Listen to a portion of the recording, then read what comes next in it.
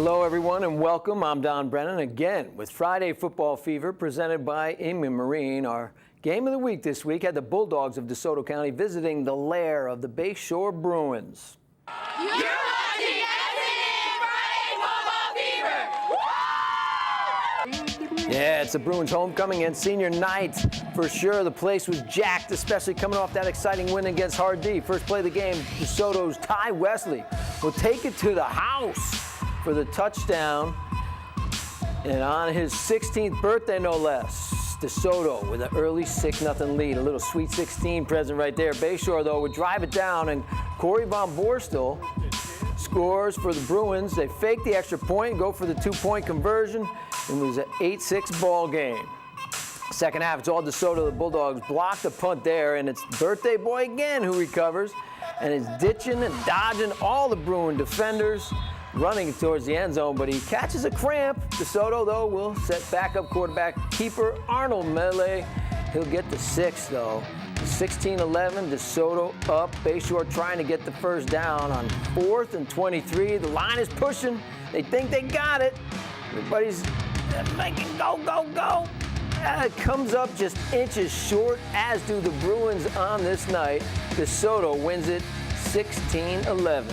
Lyndon Blake is at the game tonight, and she breaks down the game from Balvan Stadium. Lyndon? Good evening, Don. Well, this game was a doozy, and it all started with the guy right behind me, the birthday boy, Ty. Opening play of the game, he runs it all the way in the end zone for a touchdown, and from then on, it was a pretty even matchup during the first half. DeSoto kicks a field goal. Bayshore kicks a field goal. DeSoto scored a touchdown.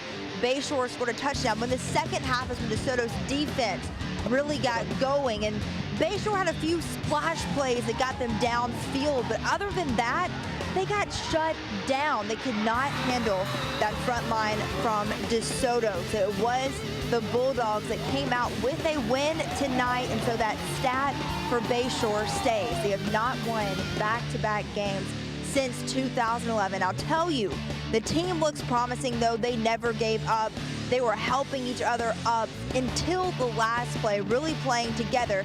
They just came out on the losing side by just a little margin again this week. But for DeSoto, big district win. They go on next week to play Hardee, which is the oldest rivalry in the state of Florida. Big week coming up, Don. Back to you. Good stuff. Lyndon also caught up with DeSoto's Yarsman Wesley, or as his teammates call him, Ty. He had the touchdown on the opening play, ran a block punt to the 1-yard line, all on his 16th birthday. What a special day for this young man. Well, the first play, we already knew it was going to be there. They safety moved over too much. Coach said, oh, I ain't going to say the play, but Coach said the play, and it was there, and I scored. I mean, I already knew from the beginning of the game I was going to score. I wanted to get 2, but I caught a cramp, but I got it next time, though. All right, we're moving on. The Venice Indians moving up in the national rankings tonight. They hosted the pesky Sarasota Sailors. Indians. Bryce Carpenter throws to Sam Whitney, scoring a 21-yard touchdown and the first touchdown of the night. Carpenter again, this time to his favorite target, Javon Hiley, and Hiley pushed out of bounds by Charles Ward. Nice play there, saving the touchdown, but Carpenter then with a clean 31-yard pass to, again, Hiley. And these guys connected all night. The one Sailor attempt to get it on the board, giving the ball to, or actually Tommy Battie on the keeper, as the Indian faithful giving it up for their Indians. And Battie gonna get a nice run here, runs it out to about midfield before getting pulled down by Isaiah Mort. But in the end, Carpenter and Javon Haley just kept on connecting, and Venice kept on scoring. The Indians go on to win 42-7. We're going to take a timeout right now, but don't worry, we got Lakewood Ranch, Braden River, ODA, Port Charlotte, and plenty more highlights and scores, so stay with us on Friday Football Fever.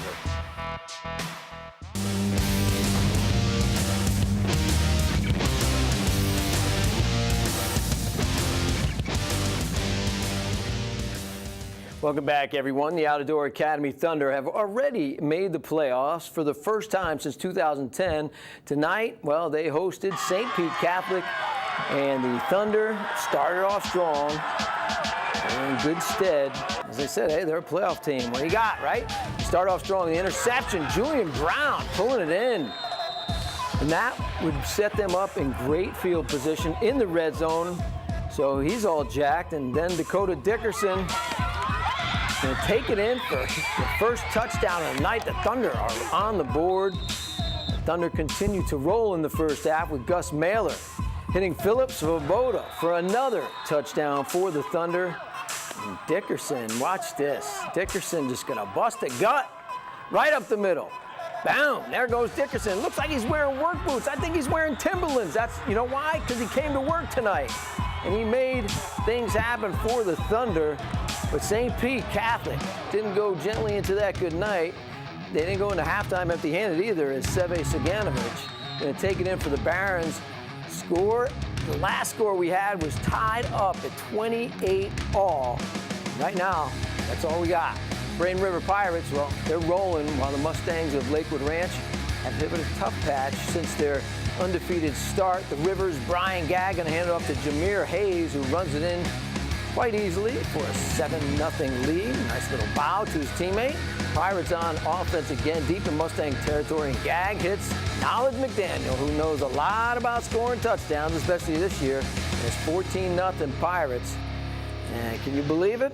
The Pirates threatening again. Yes, this has been their year, that kind of deal. The deep ball to Cravon Kuntz, who made a great catch last week.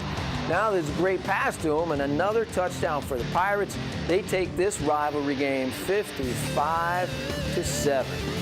Port Charlotte hosting a reeling Island Coast team. Cape Coral, no, not I don't know where they're from. The Gators came in an 8-game losing streak while Pirates are hitting their stride. And Port Charlotte, right there, bang, nice touchdown from, I get it. They had already been up on safety, and then Paul Barnes completes it to TJ Luther. It was 9-0 Pirates. Next man up, Octavius Cummings, takes it the distance for the run. Pirates up 16-0, then Barnes would connect again. The long touchdown pass again to TJ Luther.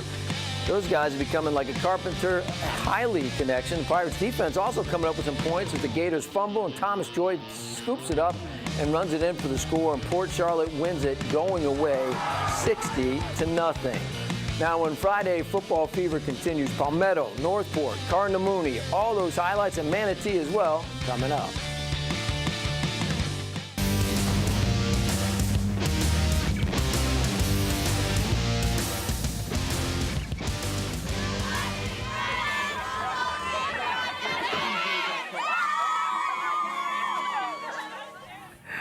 All right, thanks to the Manatee High cheerleaders. We appreciate them giving us a little love here, and welcome back to Friday Football Fever.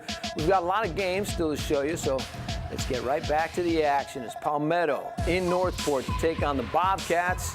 Bobcats the host. This is going to be a tough one. Palmetto, tough defense. No matter what, their defense is strong. Well, here we go. That is TJ Bradford getting the catch and getting knocked out of bounds by that defense.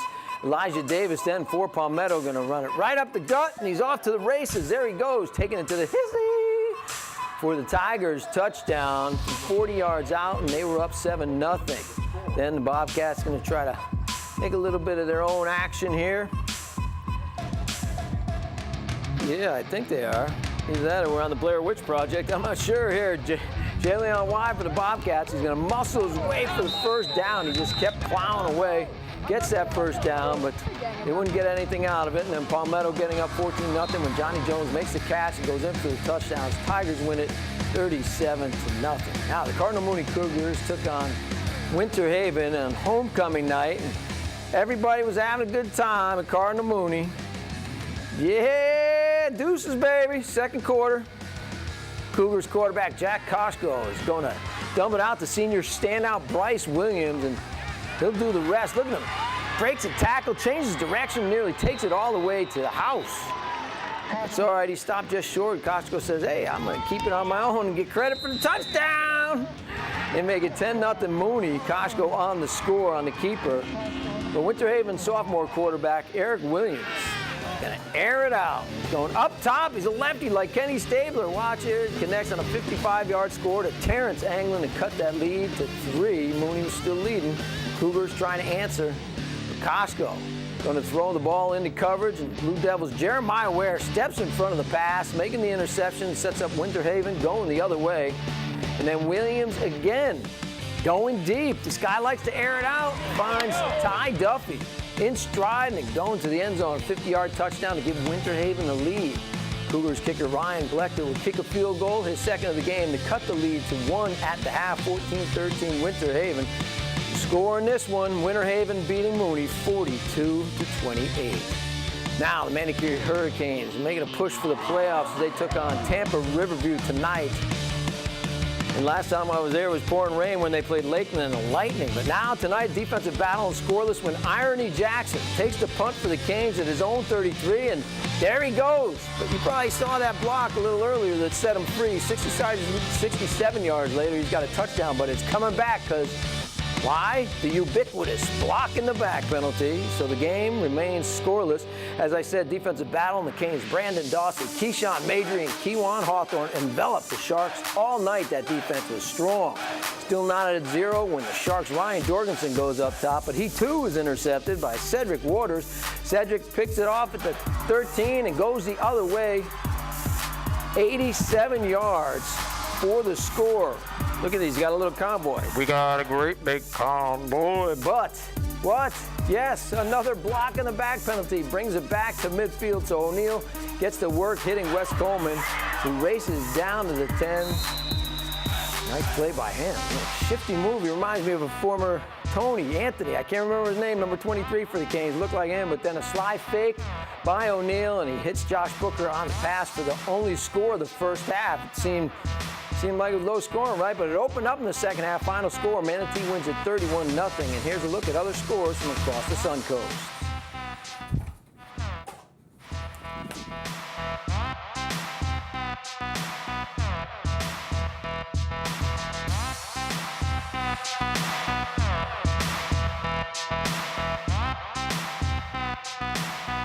All right, thanks for joining us for another edition of Friday Football Fever, and that'll wrap things up for this week's edition. Thank you to Ingman Marine, our sponsor, who is so invested in youth sports here on the Suncoast. Always appreciate what they do for everybody. And also to Joey D's Chicago-style eateries. They got 4 locations, 2 in Sarasota, 1 in Manatee, and 1 in Palmetto. Tommy and Bob always making the Friday Football Fever crew go with all that Chicago-style fuel. And also, don't forget to check SNNTV.com for highlights of these games at your leisure. Thanks for joining us. Have a great weekend, everybody.